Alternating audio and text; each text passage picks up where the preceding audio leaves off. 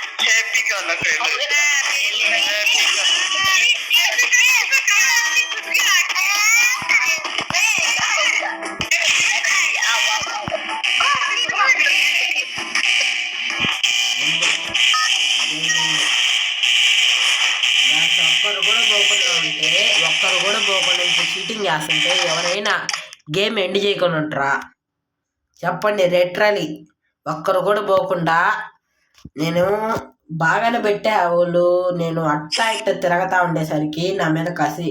నేను ఎందుకంటే అట్ట ఇట్ట తిరుగుతుండింది. ఒక పక్క ఫస్ట్ వెళ్ళిపోయిన వాళ్ళని చూస్తున్నా నేను.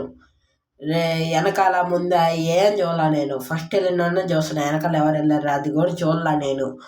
అందుకు వాళ్ళు ఇద్దరు కలిసి ఇంత పగ చేస్తారని నేను అనుకోలేదు. ఫస్ట్ మాత్రం నా సపోర్టే ఉంది. ఫస్ట్ వెళ్ళినవాడు మాత్రం నా సపోర్టే ఉంది. చాలా గాయస్, ఆట అర్థమైపోయింది అనుకుంటాను. దీంట్లో హెల్ప్ఫుల్ ఉంటాయి, ఏదైనా ఉంటుంది. ఈ గేమ్ నచ్చితే మీరు ఆడుకోవచ్చు.